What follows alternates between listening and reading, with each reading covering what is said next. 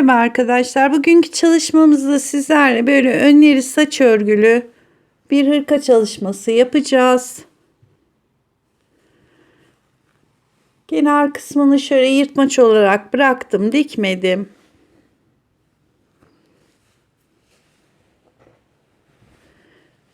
Kollarını şöyle katlamalı yaptım ama dileyen sadece biraz daha kısa yapıp kolu ağzını katlamadan da kullanabilir. Yakamız da bu şekilde.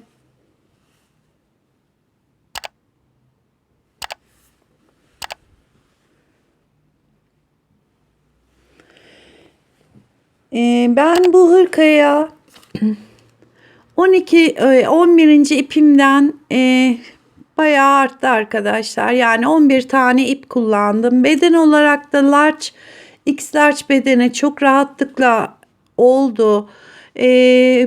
Küçültmek isteyenler şu 12 ilmek saç örgüsü kısmı kalan 35 ilmekten mesela 6'ya 7 ilmek küçülterek bir beden küçüğünü yapabilir. Şöyle şablonu da şöyle göstereyim. Belki sayıları burada arkadaşlar. Resim çekmek isterseniz. Şimdi hırkamızın yapımına geçelim. Merhaba arkadaşlar. Bugünkü çalışmamızda sizlerle Etrofil'in Alpaka Lüks ipini kullanacağım. İpimiz şöyle 100 gramı 100 metre. Renk numarasını da söyleyeyim. 721. Şiş numarası olarak da 7 milimlik şiş kullanacağım. Şimdi ben şişime ilmeğe attım. Şöyle önce önlerini yapacağız. Önlerimizin ön parçaların şu ön kısmında saç örgülerimiz var. Toplamda 47 ilmek atacağız şişimize. Buradaki 12 ilmeğimiz saç örgüsü olarak devam edecek. 35 ilmeğimiz önce haroşa olarak yapacağız. Şöyle renk numarası tekrar burada yazıyor arkadaşlar. Almak isterseniz şişimizde 7 milim. Ben 47 ilmek olarak ilmeğimi attım. Şuraya da bir düğüm atıyorum. Şimdi sadece ilmek attım. Bu gelirken 35 ilmeği haroşa öreceğiz. Buradaki 12 ilmeği ters öreceğiz ki ön yüze düz örgü olarak çıksın.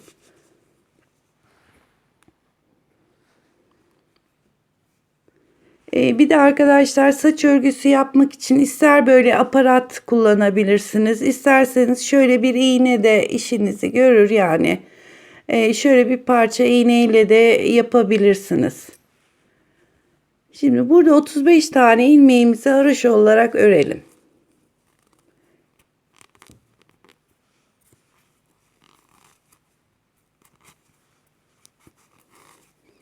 Haroşayı ben düzden yaptığım için buradaki ilmeklerini hep 35 tane ilmeği düz olarak öreceğim.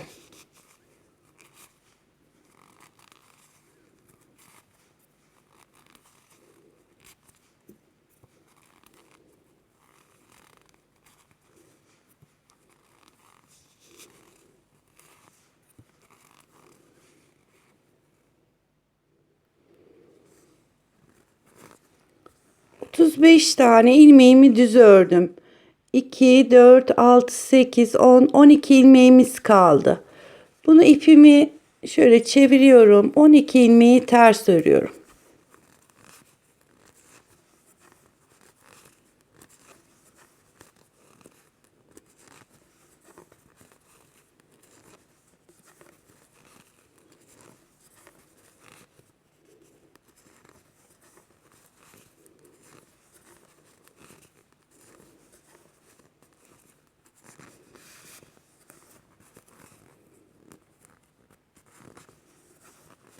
On bir ve 12. Bu birinci sıramız.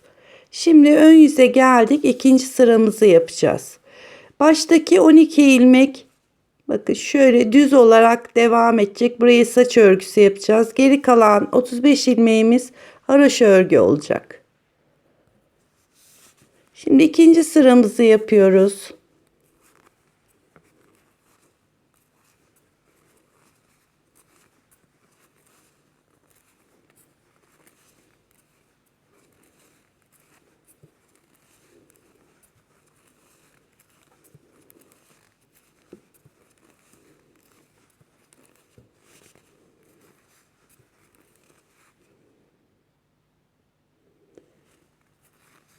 Diğer 35 ilmeği de haroşa örgünüz arkadan örüyorsunuz, tersten örüyorsunuz. Ters olarak benim gibi düzden haroşa örgü yapıyorsanız düz olarak sıranın sonuna kadar devam ediyoruz.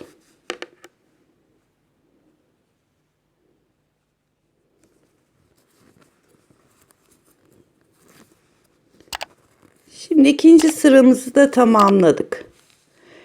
Şurada arkadaşlar şu saç örgüsü yapacağımız yerde ilk ilmeklerimizi de örelim. Ben alışkanlık ilk ilmeği örmedim ama bir dahaki sıra örmeye başlayacağım. Yani saç örgüsü yapacağımız yerlerde de şu ilk baştaki ilmeği örelim ki çektirme yapmasın. Şimdi 3. sıraya başladık. Yine 35 ilmeği düz öreceğim.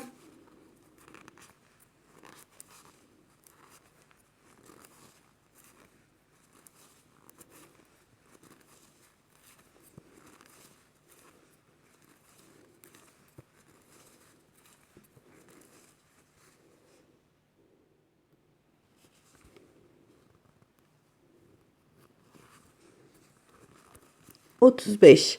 Kalan 12 ilmeğimi ipimi şöyle kendime doğru çeviriyorum. Ters örüyorum.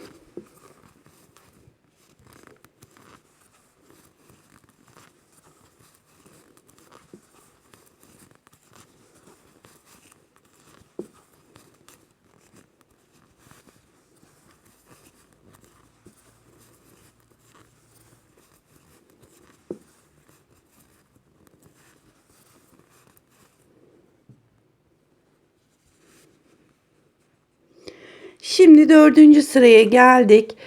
Burma işlemimizi yapacağız. 4, 4 ve 4 ilmek. Burada üçlü saç örgümüz olacak. Önce ilk baştaki buradaki 8 ilmeği burma yapacağız. Burmamızı yaparken de şu alttaki 4 ilmek hep alta gelecek. Yani şu baştakiler hep üst tarafa gelecek şekilde yapacaksınız. Yani kenardaki ilmeklerimiz hep üst tarafta olacak. Şimdi ister dediğim gibi şöyle bir aparat kullanabilirsiniz. Bir dahaki burmada diğerini de gösteririm. 1, 2, 3, 4 tane ilmeği aldım. Şöyle önde tutuyorum.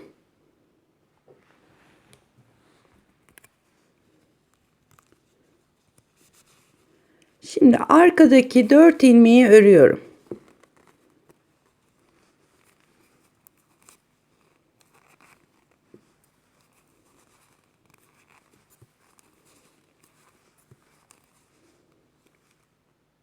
Dört ilmeği ördüm. Şimdi aparatımdaki şöyle bakın bu kendimden tarafa yani örgümüzün üstünde duruyor. Şimdi de buradaki 4 ilmeği örüyorum.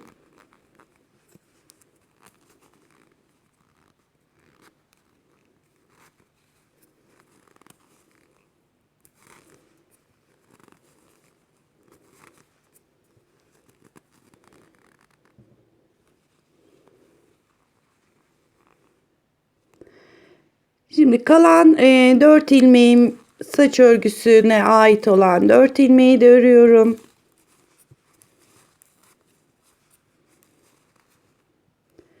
İlk burmamızı yapmış olduk.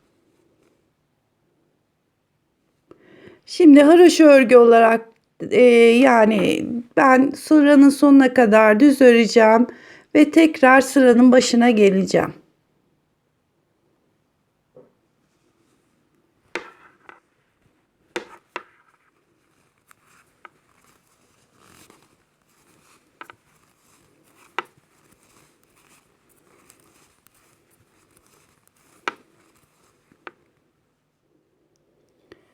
Şimdi burmamızı yaptık. Sıranın sonuna kadar ördük. Örgümüzün ters tarafındayız. Şimdi burada saymaya başlayın arkadaşlar. Bu birinci sıramız. Yani ön yüzden burmayı yaptık. Şimdi arka yüzdeyiz. Birinci sıramız.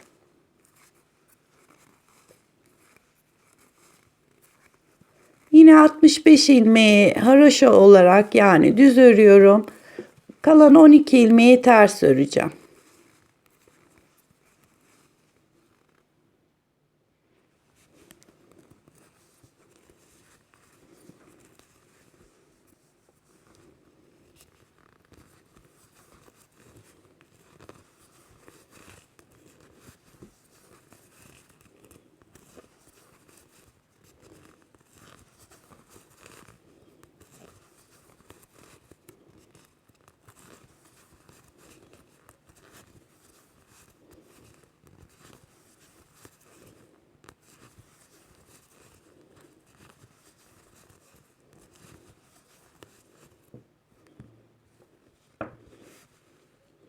Birinci sıramızı tamamladık. Şimdi ön yüzdeyiz. İkinci sıramızı yapacağız. Ben burada bütün ilmeklerim düz örgü olarak devam edeceğiz. Ama dediğim gibi şu ilk ilmeği de örelim arkadaşlar. Böyle sıranın sonuna ikinci sıramızı yapıyoruz. Düz örgü olarak sıranın sonuna kadar devam edeceğim.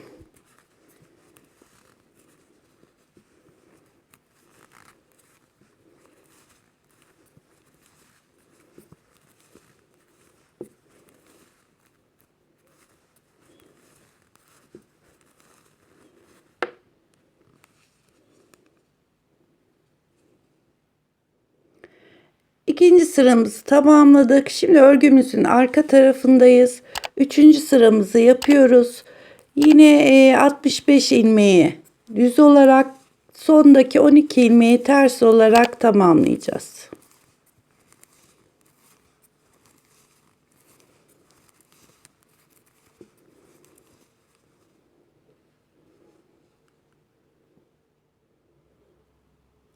Şimdi dördüncü sıraya başlarken yine burma yapacağız. Bu seferdeki baştaki 4 ilmeği öreceğiz. Yapmadığımız şu sondaki 4 ilmeği burma yapacağız. Yine bu 4 ilmek üstte kalacak şekilde burmamızı yapacağız. Şimdi ilk 4 ilmeği örüyoruz.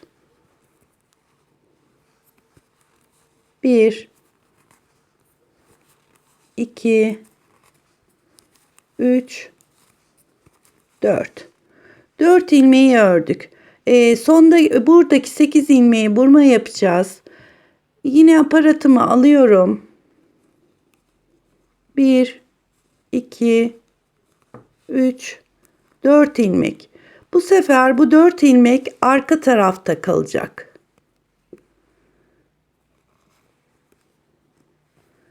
Şimdi buradaki 4 ilmeğimizi örelim.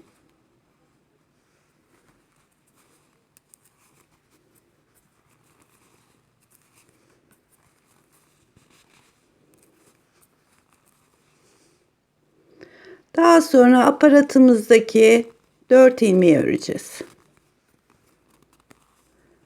Yani ortadaki 4 ilmek bir burmada ön tarafta, bir burmada arka tarafta olacak.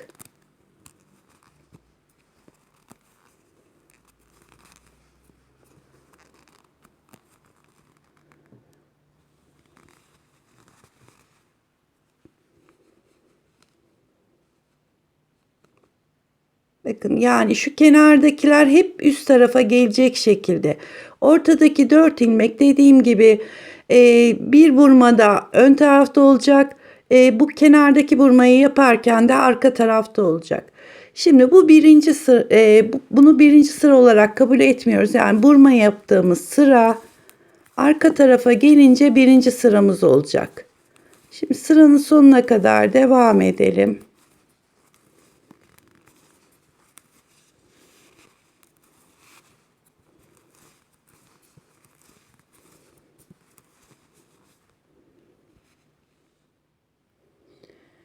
Şimdi burmamızı yaptık. Sıranın sonuna kadar geldik.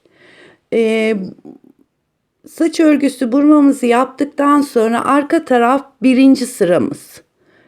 Yine 65 ilmeğimiz haroşa, 12 ilmeğimiz arka tarafta ters örgü. İkinci sıramızı yapacağız. Üçüncü sıramızı tekrar gideceğiz. Dördüncü sırada burmamızı yapacağız. Yani bunu sayarak giderseniz şu burmalarınız eşit şekilde olur. Şimdi birinci sıramızı ben yapayım. Arka taraftayız. 65 ilmeği haroşa, 12 ilmeği ters. İkinci sırada bütün ilmeklerimi düz öreceğim. Tekrar üçüncü sırayı gideceğim. Dördüncü sırada burmayı tekrar göstereyim. Evet, ben 3 sıra ördüm. Şimdi dördüncü sıradayız. Tekrar burma yapacağız. İlk 4 ilmeği üste gelecek şekilde burmamızı yapacağız. Dediğim gibi isterseniz şöyle bir iğneyi de kullanabilirsiniz. Bunu da göstereyim. Yani illa aparat olmasına gerek yok. 4 tane ilmeği şöyle sonra öreceğim için ön tarafta tuttum.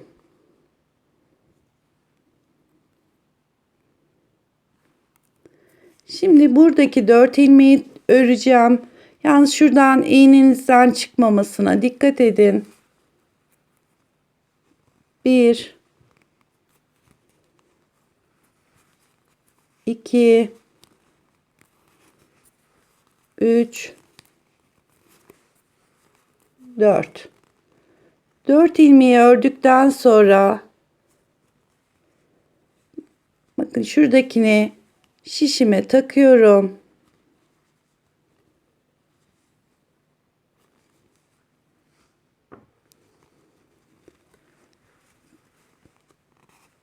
Şimdi öndeki 4 ilmeğimizi örüyoruz.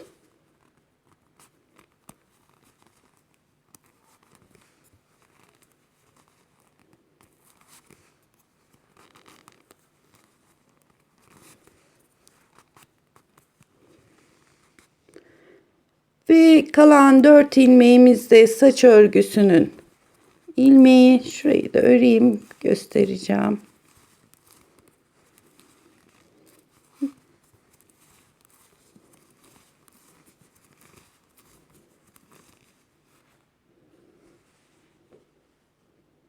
Bakın bu şekilde. Şimdi bu sırayı saymıyoruz. Burma yaptık, saymıyoruz. Tersinden gelirken birinci sıramız, ön yüzümüz ikinci sıra. Tekrar tersinden geleceğiz. Üçüncü sıra. Dördüncü sırada tekrar burma yapacağız. Şimdi ben 3 sıra daha ördüm. Dördüncü sıramız ön yüzümüz.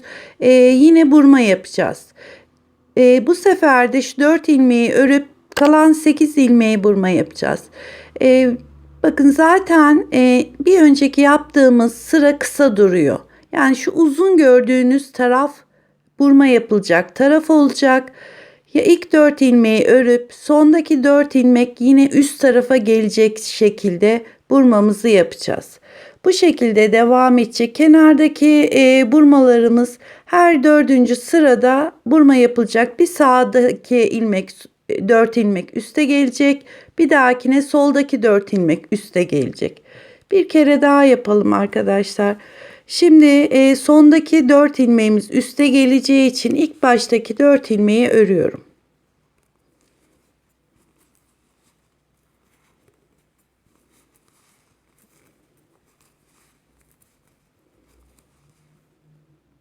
Dört ilmeğimi ördüm. Şimdi buradaki 4 ilmeğimi aslında ipimiz kalın. Direkt ilmekleri çıkarıp da takabilirsiniz. Hiç aparat kullanmadan da yapabilirsiniz. Şimdi sondaki 4 ilmeği örüyorum.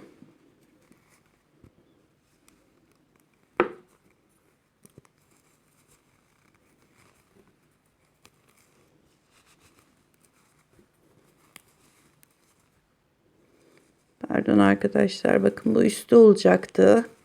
Aparatımız arka tarafta olacak. Şöyle.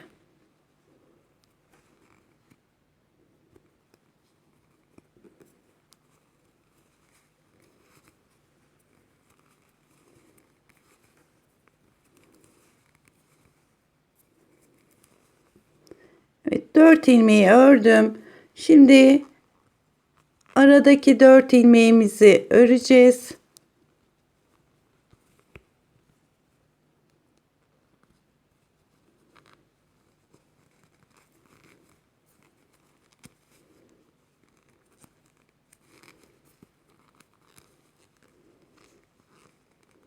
Dediğim gibi bu aparat ilk 4 ilmeği yaparken ön tarafta olacak.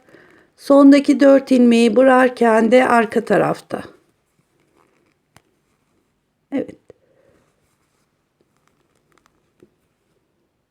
Şimdi devam ediyorum örgüme.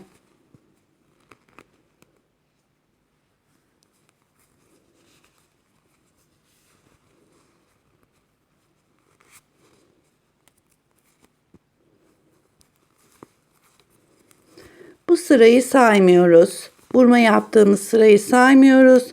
Tekrar 3 sıra örüp 4. sıra burma yapıyoruz. Örgümüzün bu kısmı bu şekilde devam edecek. Dediğim gibi bu sırayı saymadıktan sonra 3 sıra daha örüp 4. sıra bu sefer buradaki 4 ilmek üste gelecek şekilde burmamızı yapıyoruz.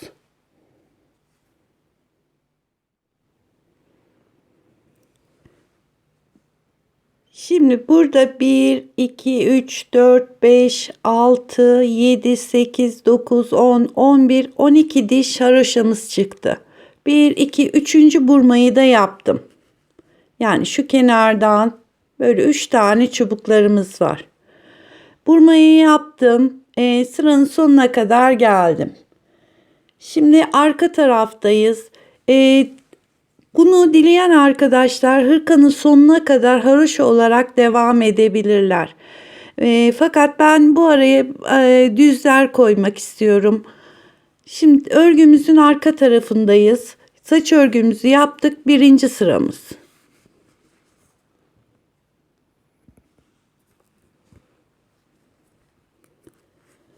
Bu kenarda 1,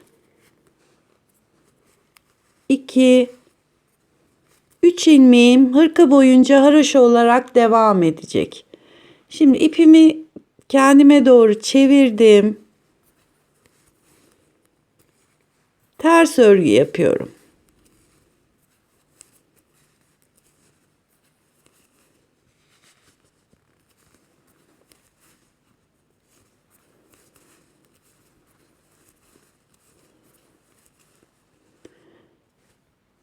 Sıranın sonuna kadar geleceğiz. Zaten baştaki 12 ilmeğimiz de ters örgü.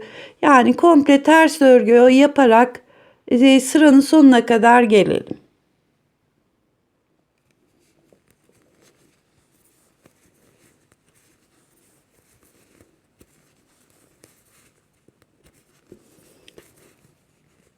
Kenardaki 3 ilmeği haroşa ördük.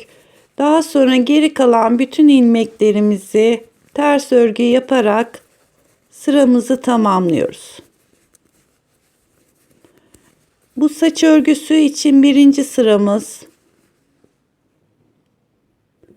Şimdi ön yüze geldik. 2. sıramızı yapıyoruz.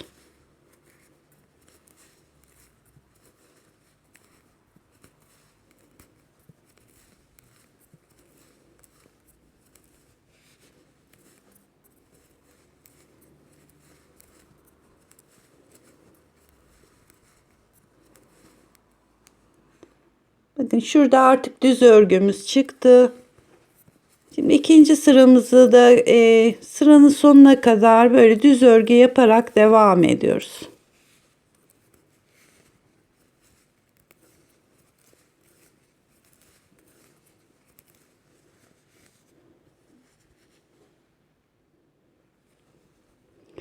Sondaki 3 ilmeğimizi de örüyorum.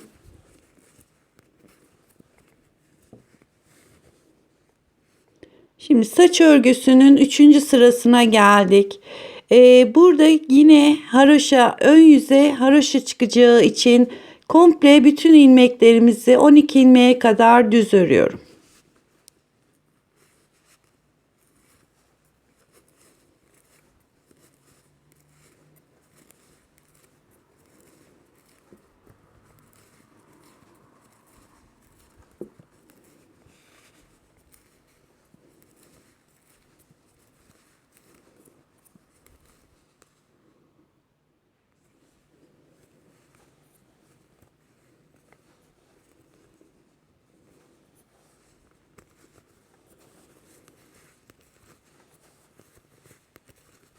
Üçüncü sıramızı yine 35 ilmeğimizi haroşa, 12 ilmeğimizi ters örgü olarak sıranın sonuna geldim.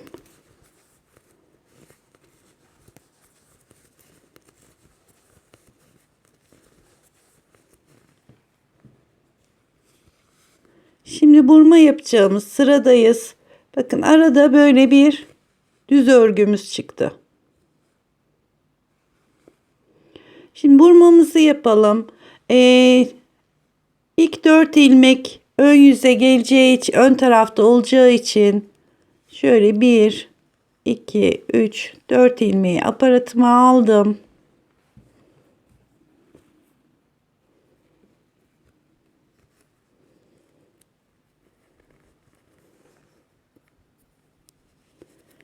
Aradaki 4 ilmeği örüyorum.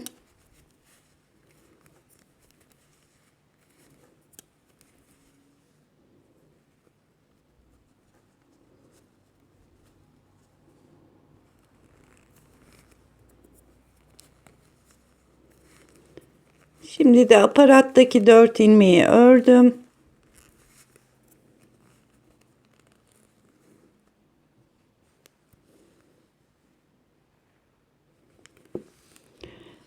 Sıranın sonuna kadar düz örgü olarak devam ediyoruz.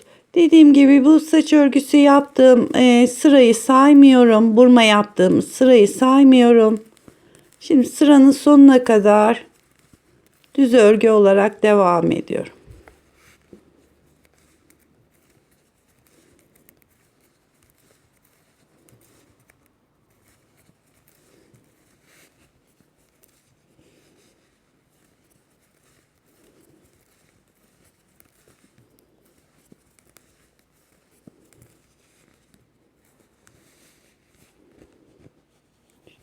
Sıranın sonuna kadar böyle beraberce örelim.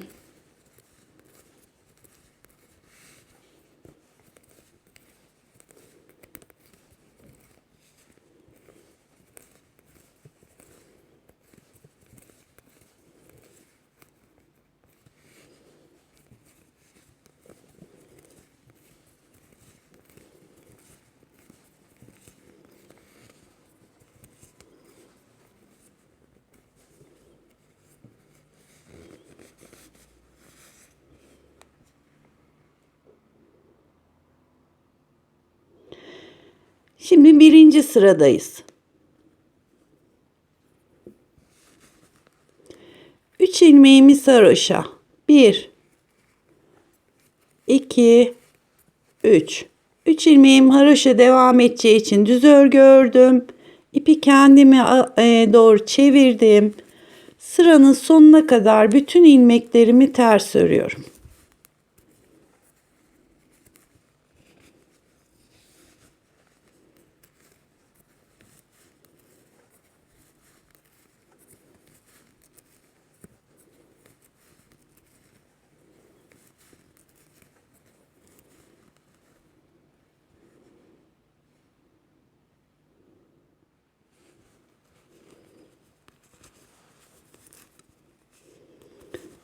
Birinci sıramızı tamamladık.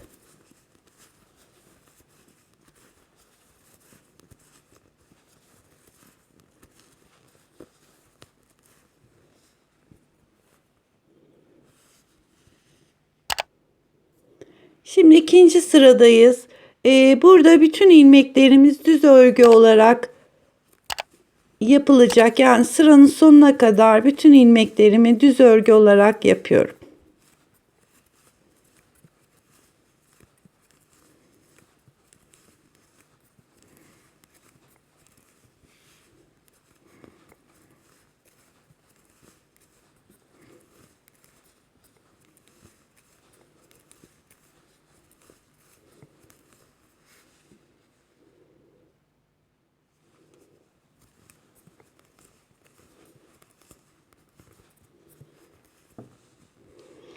Şimdi üçüncü sıramıza geldik. Örgümüzün arka tarafındayız. Bu sırayı yine üçüncü sırada buradaki 35 ilmeği haroşa olarak öreceğiz. Yani haroşa örgü çıkacak. Ön yüze düz örüyorum.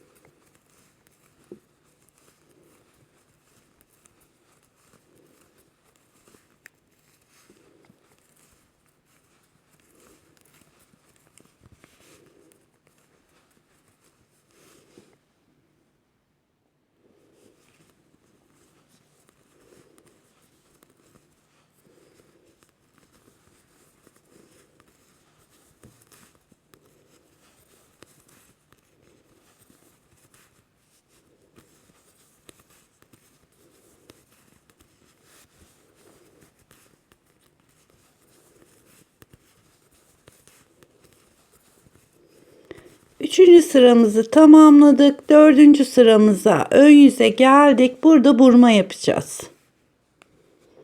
Bakın bu aramızda bu şekilde yani aralarda haroşalarımız çıkacak. Ama dediğim gibi komple haroşa olarak da devam edebilirsiniz. Şurada bir kere daha burma yapalım. Şimdi şuradaki sondaki 4 ilmeği üst tarafa gelecek şekilde burmamızı yapacağız. 1 2 3 4 ilmeği ördüm. Aradaki 4 ilmeği aparatıma alıyorum. Şöyle bu arka tarafta kalacak şekilde sondaki 4 ilmeği örüyorum.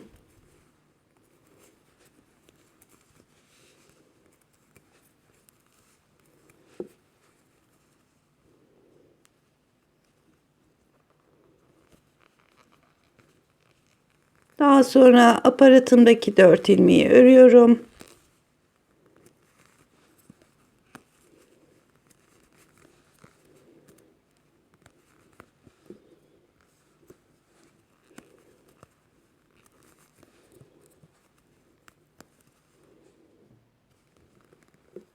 Burmamızı tamamladık. Şimdi bu sıra komple sıranın sonuna kadar örüyorum.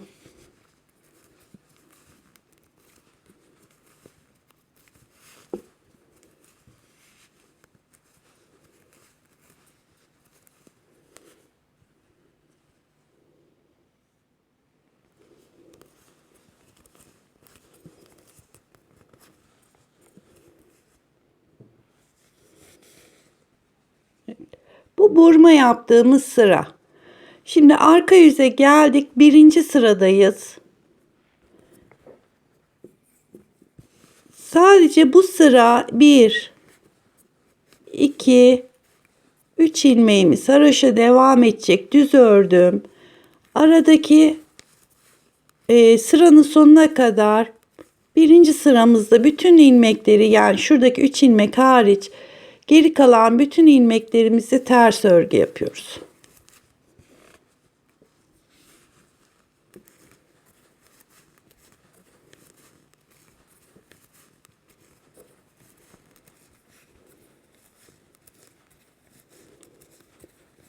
Şimdi beraberce sıranın sonuna kadar gidelim. Aslında böyle sayarak arkadaşlar yaparsanız hiç şaşırmadan devam eder örgümüz. Dediğim gibi sadece burmayı yaptıktan sonra bir sıra arka tarafta ters örgü örüyoruz. Bunu dediğim gibi çok karıştırırım derseniz direkt saç örgüden sonraki kısmı haroşa örgü olarak devam ettirebilirsiniz.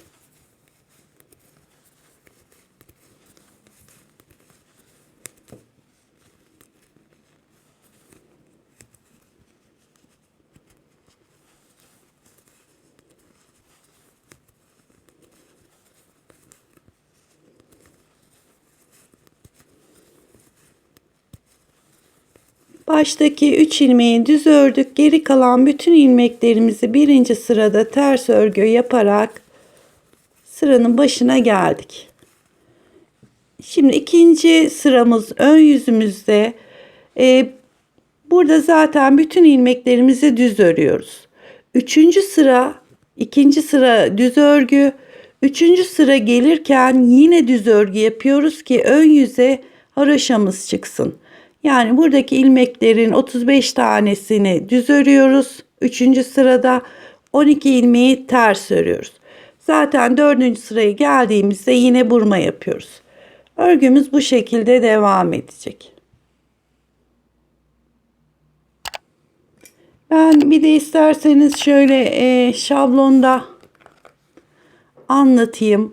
Yani şu kenarda üçer ilmeğimiz, buradaki 12 sıramız vardı. 12 diş haroşamız vardı.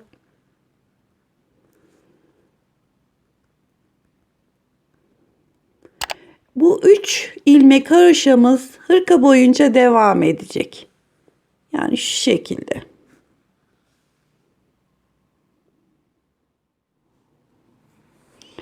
Şimdi ben şöyle bir miktar daha ördüm.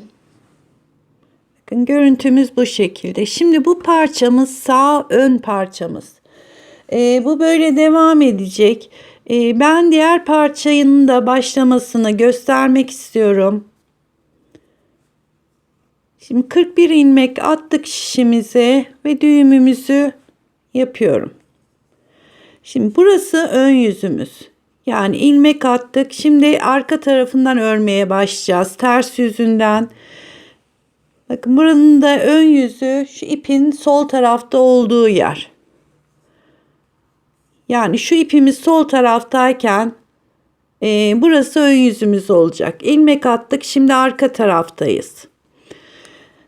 Burası ön yüzümüz olduğu için bakın saç örgülerimiz şöyle karşılıklı gelecek.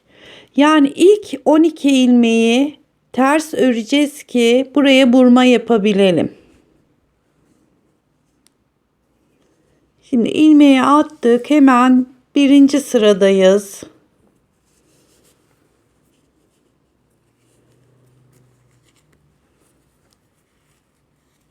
Bir, 2, 3, 4, 5, 6, 7, 8, 9, 10, 11, 12 ilmeği ters ördüm. İpimi çeviriyorum. Kalan 35 ilmeğimi düz örüyorum.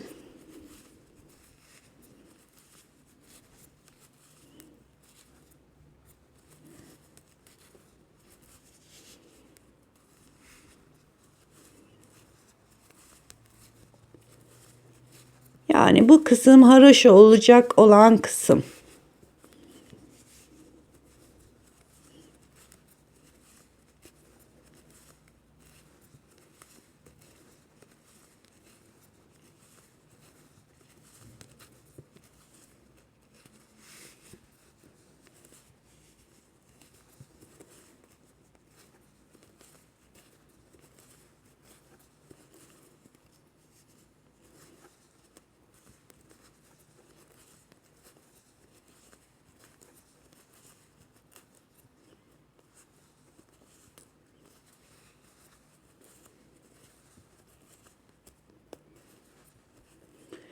Birinci sıramızı tamamladık.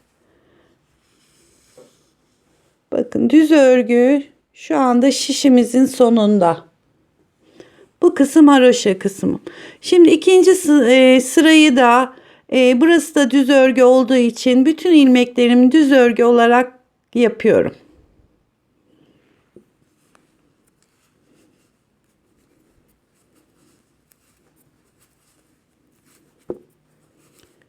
Yani sıranın sonuna kadar bütün ilmeklerimi düz örüyorum.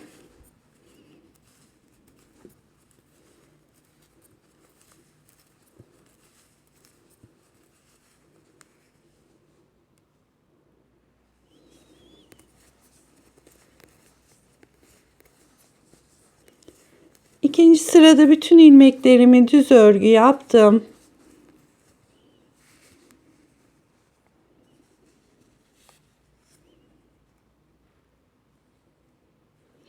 Şimdi üçüncü sıra arka taraftayız. Örgümüzün ilk 12 ilmek ters örgü olacak.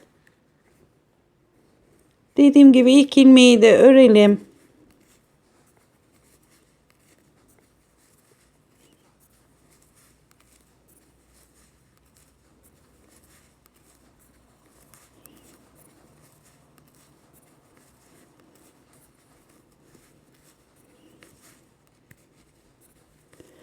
On iki ilmeği ters örgü yaptım.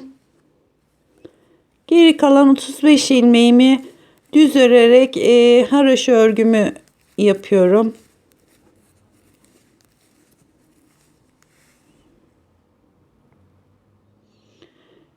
Şimdi 3 sıra ördük. 4. sırada yani burma sırasına geldik.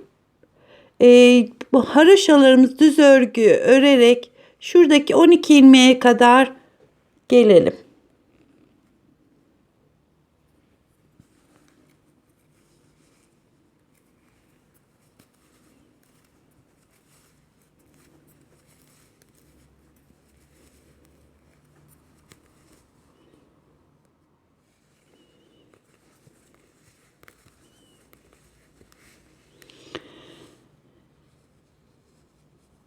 Şimdi burma yapacağımız sıraya geldik.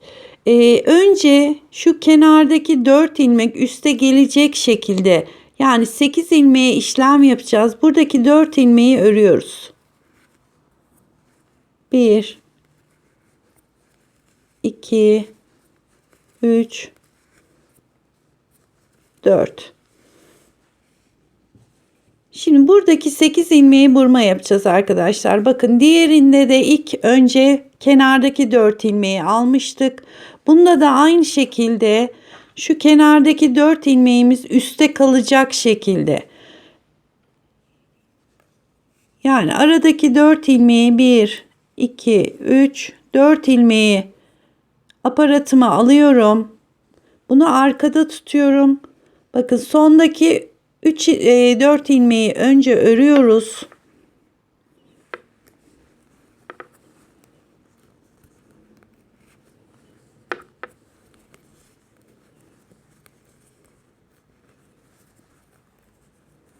Dört ilmeği ördüm.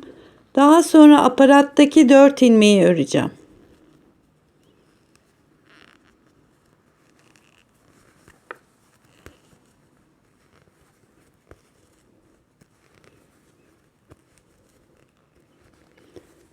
İlk burmamızı tamamladık.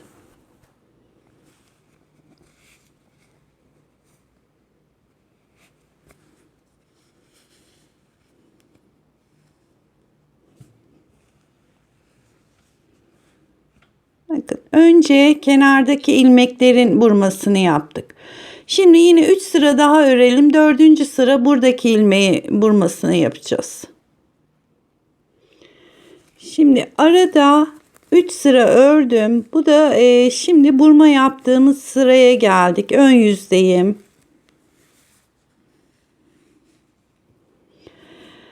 Bu sefer de buradaki 4 ilmek üste gelecek şekilde burmamızı yapacağız. 1, 2, 3, 4 ilmeği aldım. Şöyle önde tutuyorum. Ortadaki 4 ilmeği örüyorum. 1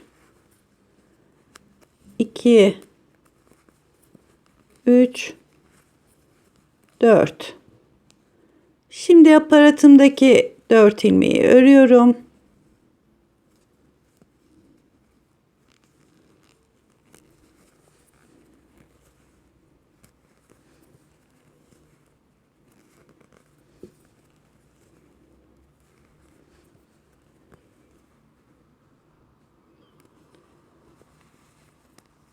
Evet. Sondaki 4 ilmeğimi de düz örüyorum. Dediğim gibi ben bu burma yaptığım sırayı, yani saç örgüsü yaptığım sırayı saymıyorum. Daha sonra arkadan ters tarafından 1. sıramız, ön yüz 2. sıramız, arka taraf 3. sıramız. Tekrar ön yüze geldiğimizde, yani isterseniz 4. sıra olarak kabul edin. 4. sıraya geldiğimizde bu sefer buradaki 4 ilmek ön tarafa gelecek şekilde burmamızı yapacağız. Bakın şöyle bir göstereyim.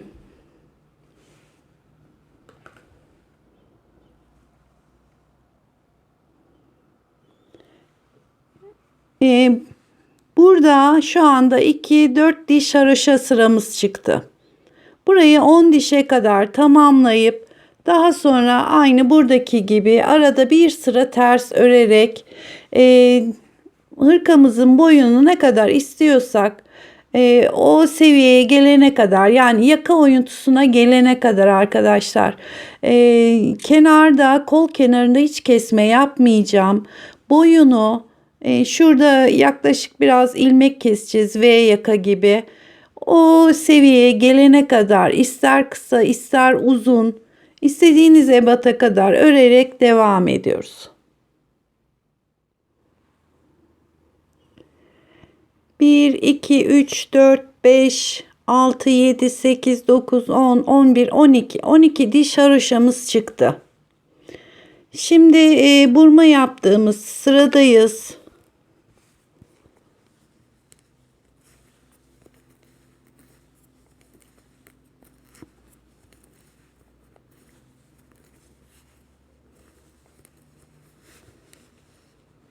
Evet, burada şimdi burma yapacağız.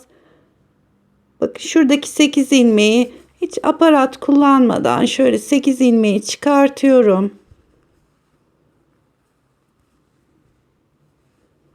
Yine kenardaki ilmek üste gelecek şekilde buradaki ilmeklerimi taktım ve örüyorum.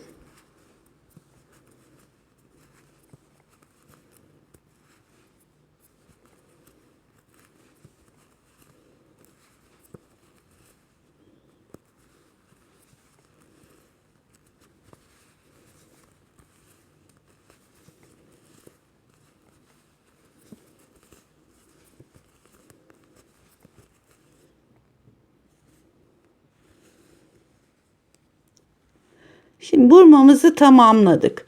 Arka taraftayız. Birinci sıradayız.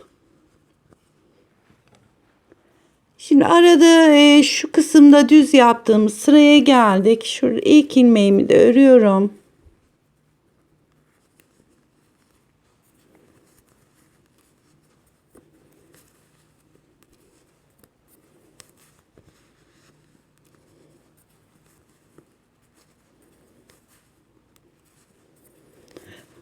Burma yaptıktan sonra birinci sıramız arka yüzdeyiz arkadaşlar.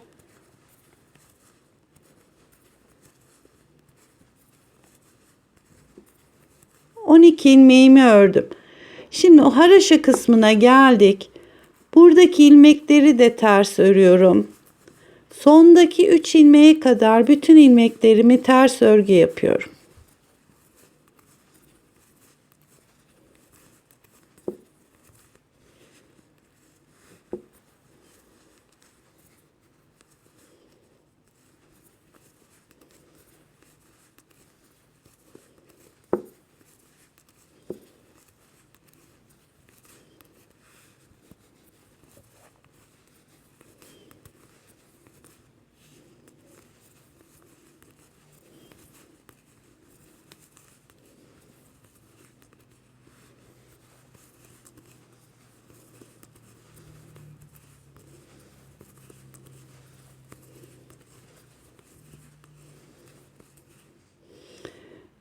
Üç ilmeğim kaldı.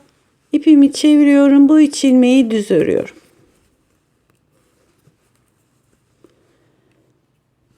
Şimdi ön yüze geldik. Burada bütün ilmeklerimizi düz örgü olarak yapıyoruz. Yani ikinci sıradayız. Bütün ilmekleri düz örgü yapıyorum.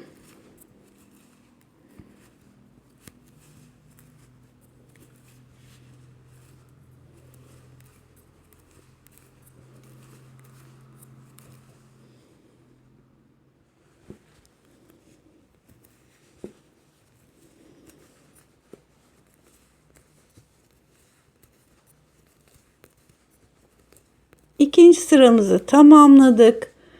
Şimdi üçüncü sıraya geldik. Baştaki 12 ilmeğimiz ters. 1 2 3 4 5 6 7 8 9 10 11 12 ilmeğimiz saç örgü kısmı ters. İpimi çeviriyorum. Diğer bütün ilmeklerimi düz örüyorum.